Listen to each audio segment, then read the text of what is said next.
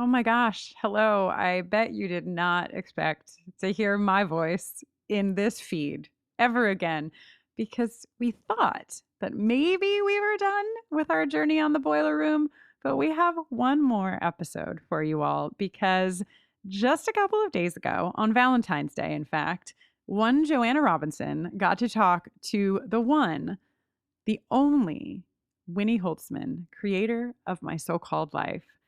I am so excited to share this conversation with you all, as I know Joanna is as well. It's really special. There are some really fun stories, really powerful insights into the creation of the show and the show's characters.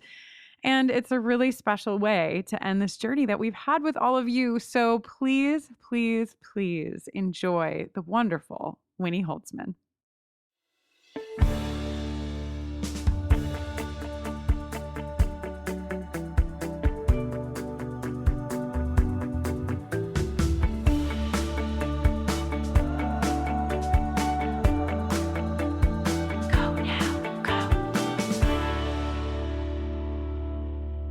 Oh, Joanna, hi, it's Winnie. Hi, how are you? I'm fine. I'm going to start with a question that I'm going to let you think about, which is that we have a segment on the show that we do called Best Use of Flannel, which is our favorite flannel moment of the episode. And so I was just, maybe you have one off the top of your head, but I want to give you a chance to think if you did it. I guess what I'm remembering is Angela having a big shirt that she wore around her waist? Am I making this up? Oh, I'm sure she does. She's a number of flannels that go around her waist for sure. There's one scene where she's wearing 2 flannels. That's one of my favorite moments, where she's got a flannel under a flannel, and it's in the betrayal episode. And I just feel like it's a yeah. I think that's what I was trying to describe. Yeah. Yeah. There was a lot of fun going on. All right, let's. I promise not all my questions will be about flannel. Let's go back to the beginning. Can you tell me the process of this show coming to you in the first place? Well, yeah, it's pretty simple. What it was is that I was working on the staff of 30 Something, which was a show on ABC in the 80s, and Marshall Herskovitz and Edward Zwick created that show. I joined the staff midway through their run, and we got along really well. They had promised another show to ABC. And they approached me towards the end of 30-something, or when 30-something went off the air after its fourth season. They approached me and said, "We'd love to have you create a show that we would executive produce." And it was great, great thing to hear. Really thrilling. And we just sat and talked for, not even for that long. I think we had one meeting. Maybe one long meeting, and we talked about, what would this show be? And I've described this before as kind of when people really have a good insight about you, they were saying to me, "We'd love you to create a show about a teenage girl." At the time, my daughter was probably I'm going to say 7, maybe 7 years old, 6 or 7 years old. I didn't know any teenage girls. I wasn't thinking about teenage girls. I had been a teenage girl, but I was blocking that out. And I wasn't at all, left to my own devices, there is no way I would have come up with that idea, is what I'm trying to say. And they kind of saw it for me. They'd often, in the past, they'd been, when they first met, early in their partnership, they were on a show that was a really well-done ABC show called Family. You're probably way too young to know this show. But this was a show that really had some, at the time, some forward-thinking aspects about a family called Family. But there was a teenage girl on that show, and they would pitch ideas to the creator of the show, and they would be told, "No, that's just not something that Buddy," that was the name of the teenage girl on that show, "that Buddy would do. That's not something." In other words, Buddy's behavior had to be kind of high level, exemplary. And they were they were frustrated by that. I mean, I think that was, I'm just trying to give you sort of the ingredients of what one, and I think they also saw in me, this is the part where you just get very lucky if you meet the right collaborators and the right mentors. I think they saw in me that I would have the potential to do a show about a teenage girl. Certainly they saw that in me much more than I saw it in myself, but I trusted them completely. I really have a great working relationship with them. And so when they suggested it, I remember thinking to myself, well, that's not a bad idea until we get the real idea. Like I thought to myself, well, you know, I'll give that some thought, and then we'll come up with a better idea later. You know what I mean? And then I remember them sort of saying there was a turning point moment when I was feeling very blocked about it. I was having trouble starting, and I remember Ed said to me, "Why don't you just start writing her diary as if you were writing entries in her diary?" And I started doing that, and that sort of gave way to a lot of my understanding of what I was doing, and kind of helped me to start feeling Angela. And that also led to the you know, the voiceover, because in a way we started, even though it was never made explicit, we sort of, in the beginning anyway, we thought of that voiceover as sort of like her diary, if you see what I mean. Or, you know, everything she was saying, but that she could never really reveal feeling. So that's the beginning. And, you know, it sort of, there was more things that evolved. For instance, when we very first started it, I wrote a whole draft of it that was 30 minutes long, that was supposed to be like a 30-minute filmed show. At the time, The Wonder Years was a really well thought of show, which we all liked. And we sort of thought, well, maybe it could be like that. But right after I finished it, you know, 30-something had been an hour drama, and I was used to writing an hour. And after I finished writing the half-hour version, I said to them, you know, I said, I think we should make it an hour, because I felt that we weren't really getting into the depth and the nuance that I knew that they liked and that I also liked in a half an hour.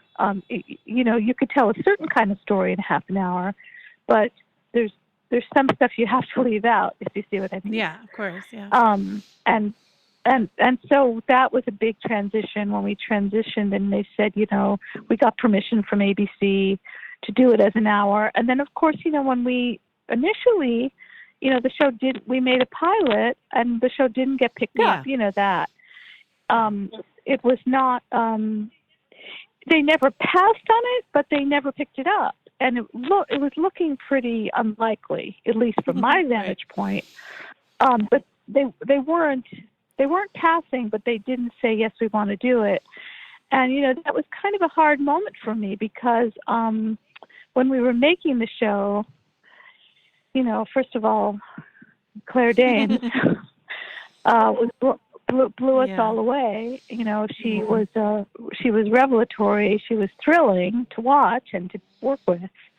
And so, and also, you know, I got a lot of feedback when we were making the pilot from people like the Grips and people that were doing makeup and hair, and just gaffers and, you know, location people, you know, who were coming up to me kind of with tears in their eyes, saying that they were very moved by the show.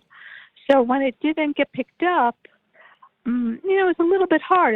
It was a moment when I was just like saying to myself, wow, that's kind of the best I know how to do. Yeah. You know, I was going to have to take that in, that the show that was kind of the best that I knew how to make, and that everyone else around me was doing their absolute best. And we had this amazing cast led by this just astonishing girl.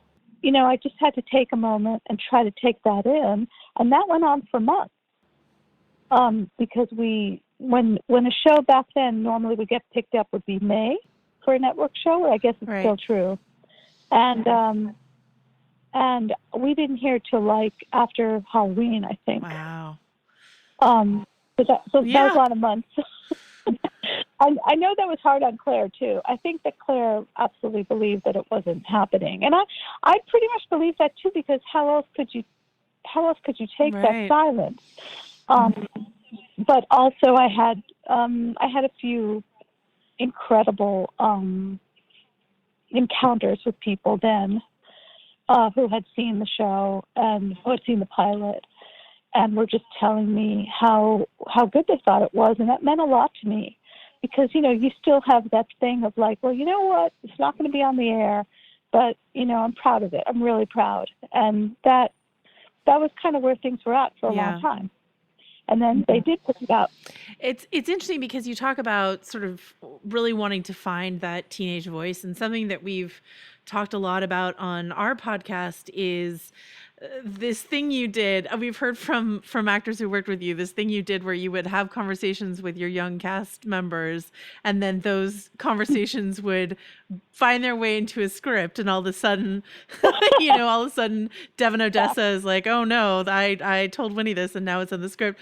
Do you have favorite instances of those conversations that made it in, or any things that you considered putting in and opted not to? Well, there were two versions of that. I mean, one version of that was just what you said. They were pretty, I think I'm a pretty intuitive person, and I don't think I would have done I don't feel like I did anything that was a real invasion of someone's privacy. But I guess I guess I'm pretty able to sense if someone's okay with something, and I think I may have even asked her if it was okay if I put it in the script. But there were two versions of that, because there were the version one where I would have conversations. I mean, look, there were all these young people right around me. Like I said, my daughter was 7 at the time, or 8. So I didn't have my friends' kids were also 8. I didn't have teenagers in my life. I could follow a few around at the mall, which I once in a while did, just to overhear conversations. But I really did need to check in with the young people that were right in there in the cast, and say to them, does this feel, I would say, like, does this seem like something you might say, or does this seem like something that character might say? And I would say it because, honestly, authenticity was just so important to me. And a lot, I didn't do that with every line. Obviously, I didn't need to, but there were certain things that I just really wanted to hear. They're a great group of people. They were a very thoughtful group of people. And I guess then there was this other version of things that started happening, where that even happened with the adult cast members, where I just would put stuff in, and it turned out that it was true, and I had never heard it out loud. Like I was just interesting. And that's actually happened to me on every show I've ever done. Because I think if you are a sensitive person who picks up on things, which is, there's a lot of things I'm not good at, but that's something I am really good at. And you're around people who are also very sensitive creatures, and you're in Claire and I always talked about how we were in a conversation with each other, but we wouldn't really talk about stuff out loud that much, because there was never time, because she was always either in rehearsal or in school or getting a little bit of rest. She was a very busy person, and not somebody I could have long conversations with. If I saw her in real life, like, in other words, if I saw her and both of us were free, so to speak, it was like a miracle. And I would get so tongue-tied, I wouldn't know what to say. I would be so thrilled. Like, I remember once I was in an elevator with her, and I was so excited in a way, because it was just her and I in an elevator, and I was like, let's talk, but I didn't know what to say, because it was like, and I remember one time we laughed about this once, but one time she walked into my office, and, this was also very rare, because her time was so, precious to everyone. And like I say, she was constantly being schooled and studying for French exams and stuff while she was doing this amazing work. And it was like one time she walks into my office, and I was like breathless as she had actually walked in. And I remember she said something to me like, where do you come from? And I said, like, Long Island. And I think that was like the extent of our conversation. But she's never even asked me like where I grew up. She was like, she had that look on her face like, who are you anyway? It was so cute. I love it. But yeah, with the kids, like if I hadn't, some of it was not even conversations. Some of it was conversations, but some of it was stuff I observed, about them, or they were just a resource. There was an important resource for me since, like I say, that because I didn't have teenagers in my life organically, and I was not about to just pass up on that resource. Yeah, absolutely. One of my favorite journeys that people go through with their My So-Called Life fandom and their rewatching is that, when you watch the show as a kid, you're relating to the kids, and then you watch it as an adult, and all of a sudden you're like, oh, Patty Chase. Yeah. Patty, oh my gosh. She's trying her best. Let's put it that way. She really trying. is. I remember this ABC executive, who shall remain nameless, once said to me, she's so unappealing and cold and unattractive. And I remember thinking, he meant as a character, Sure. not Beth. He meant the way I was writing her was so horrible. And I said, I wanted to die because I was sort of writing a version of myself, projecting myself as the parent of a teen. Yeah. It wasn't all me. I mean, I was never like a blonde cheerleader like the way Patty Chase was when she was in high school, but it was a version of myself. And he was like, she's just such an awful person. I just wanted to die because, I knew she was, I knew she was controversial, and I knew that the young kids that were watching the show didn't like her, which was understandable, She was an authority figure, and she was strict, a little bit strict. But, she certainly wasn't the strictest mom you could have. And she always came through at certain crucial moments. Anyway, it was just heartbreaking. Well, the way she got some really harsh reviews, and I just never saw her that way. But it is funny how people's, sense of her really shifts. I feel like, Graham is kind of the cool dad or coolish dad. And you're as a kid, you're like, oh, Graham. And then you grow up, you're like, Graham, kind of a mess. Patty is fantastic. Yeah. So everything's falling on her shoulders. She felt under a lot of pressure. Yeah. So that was going to be maybe that answers my question, but my question was going to be sort of, who is the character you best identified at the time with? And it's probably Patty, but if that answer has changed over the years. Well, no, I mean, I did identify with Angela. There's no question, although there were significant differences between me and Angela, for sure. Like I never in my life had two men in love with me at the same time. I would have liked that a lot. That was not my experience. That you know of. That I know of. Thank you. Thank you, Joanna. That's really true. I have to realize that I don't know everything. But I identified with Angela for sure. But I identified with Patty somewhat, in and out, But I was using a lot of myself as a mom. Just the way that I was already a mom, like I said, of my daughter. And the way that these aspects of my mother that I didn't like were coming out of my mouth and manifesting themselves, it was such a shock. And I seemed to have very little control over it. And it was just something I couldn't believe was happening to me, and that kind of thing. To that end, I don't know if this is too personal, but I'm just curious what your daughter's opinion is of My So-Called Life. Oh, no, my daughter's actually she wrote a little piece, very small, but she wrote a piece in The Advocate years ago when she was in college about how watching My So-Called Life when she was a young person paved the way for her to feel very comfortable coming out as queer. And she really is an appreciator of the show. In fact, that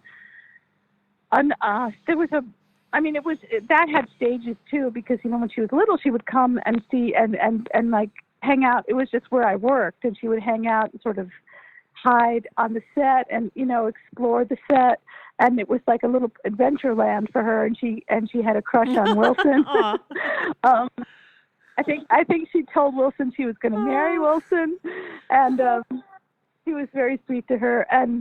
But then in later years, when she went to college, she and her friends really discovered the show. It was very touching. And one time I went up there to visit her. She went to college in Vermont, and we live in Los Angeles, so I wasn't there a lot.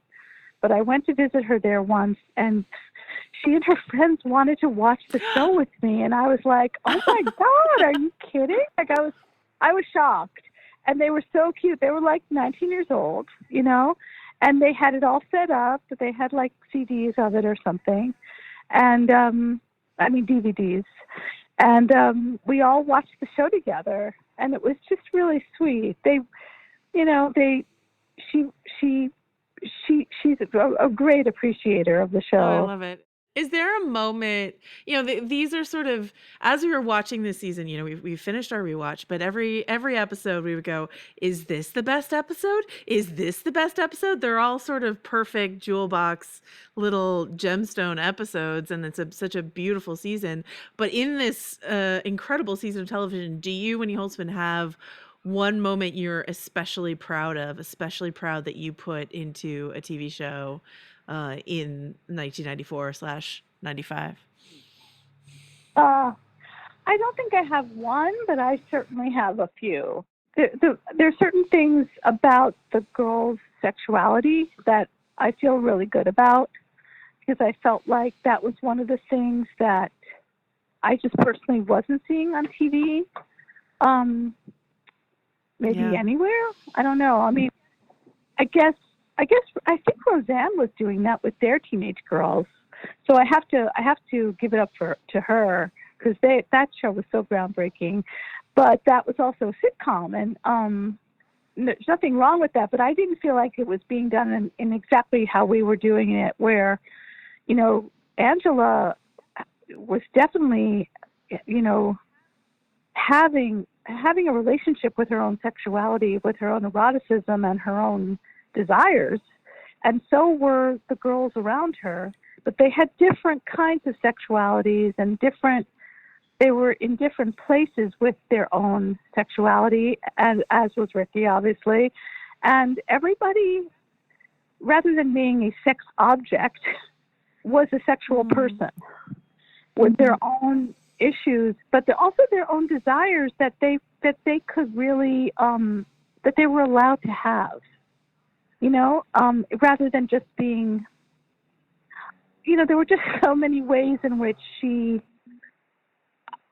was allowed to have her own desires. Yeah. And I think I sort of did that from the beginning. There's different, obviously, versions of that in different episodes, and that doesn't mean that there weren't problems sometimes that arose for her. But I loved how attracted she was to him, and how hot she was for him.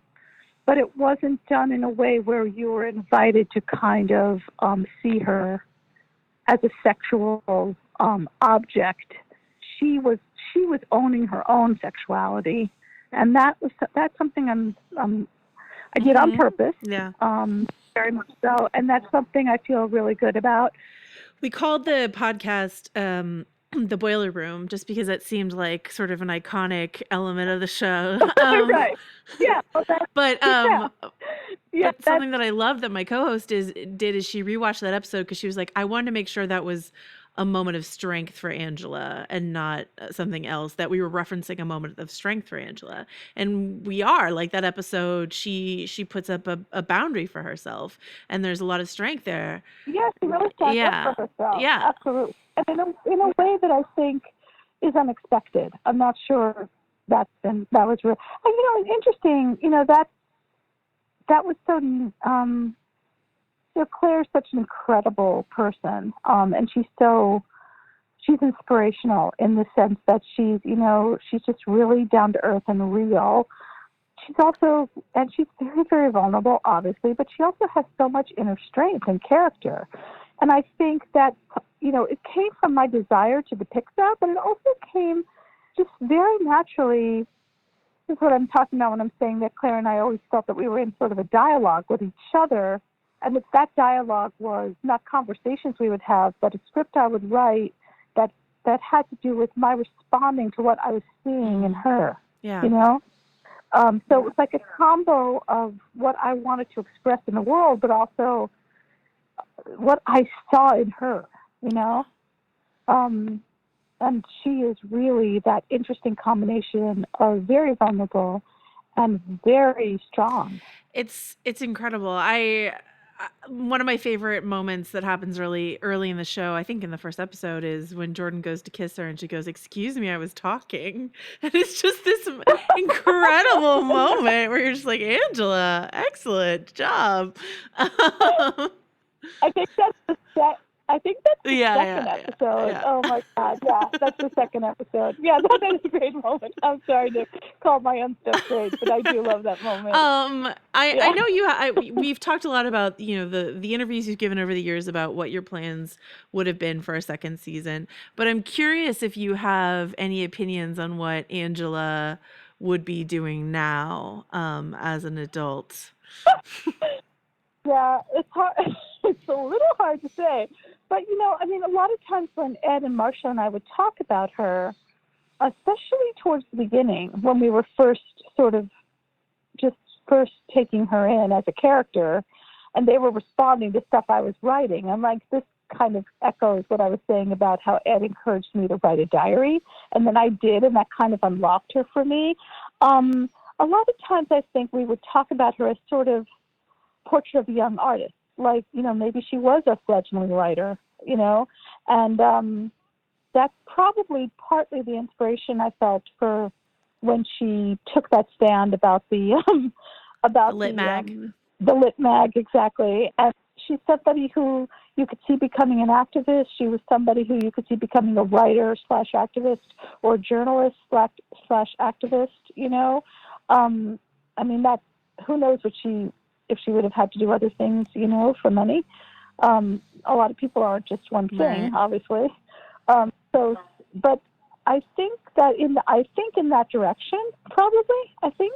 As someone who's a working journalist, I love that answer. A lot of people have been talking to me about what I thought, whether she and Brian Krakow would know each other, would be friends. And I keep thinking about the end of Broadcast News when it's like the Holly Hunter, Albert Brooks relationship almost, where it's just sort of, it's a thing and it's not a thing at the same time, is how I always think about it. So yeah, it's very deep. It's somebody who influenced you very, very strongly, and meant a huge amount to you, but maybe it never becomes that love relationship and quote unquote that romantic love relationship as the cliche, the stereotype of that, but obviously it was love on some level. Yeah. All right. And my last thing that I wanted to say to you before I set you free, would it embarrass you too much if I read a little message from my co-host Kristen for you? Would that be okay? Oh no, I'm very touched, of course. And by the way, if you really love me, you will set me free. And that way you'll come, and then you'll come back to me, right? That's how that works. That way I'll come back, exactly. All right, so Kristen wanted me to say this to you. She said, I'm going to read it as in the I voice. She says, when I was 14 years old, I created a handwritten petition to keep my so-called life on the air. The show meant everything to me, and I walked around my high school with it on a clipboard, gathering signatures. It would be 4 more years before I came out as queer to my family and friends. But I know that the power of seeing myself reflected in Angela's interior, my infatuation with the beautiful chaos of Rayanne, and my connection to the depth and nuance of Ricky's gender and sexuality were all key elements in helping me better understand myself. I now work directly with queer communities, helping parents better understand their LGBTQ kids and helping LGBTQ kids better understand themselves. So thank you for giving me and so many of us this gift of self-understanding. And please know that those initial seeds of inspiration are still at work today. So that's from Kristen to you. Yeah. Wow.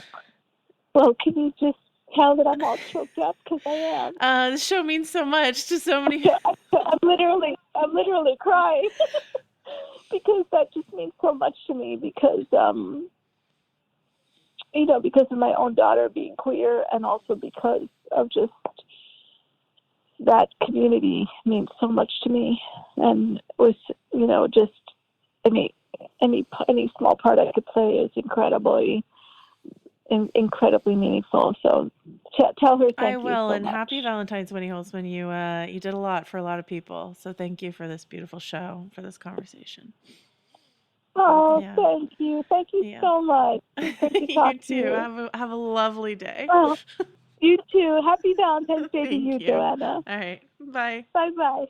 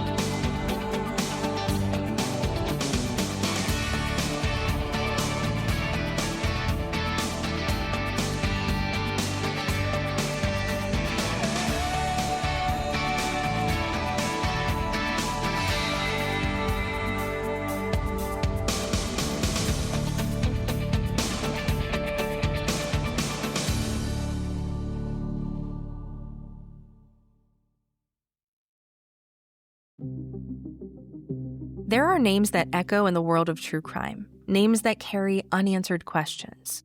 Oakley Carlson, a 5-year-old girl who deserved safety, protection, and love, yet the system built to protect her failed, and Oakley disappeared. Her community still calls her name. Or Ellen Greenberg, found in her locked apartment with 20 stab wounds, a case declared a suicide. But how does a locked apartment tell two different stories at once? These are not just cases we have covered. They are people. They were loved, and they mattered. Their stories deserve to be told with care, with depth, with truth.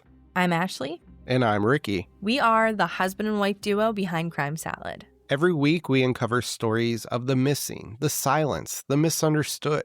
We ask the questions that were left behind. We refuse to let these stories be forgotten. Because behind every case is a family holding on, a community seeking answers, and a story that deserves to be heard. We invite you to listen to Crime Salad, your healthy portion of true crime, wherever you get your podcasts. Oh, the Regency era.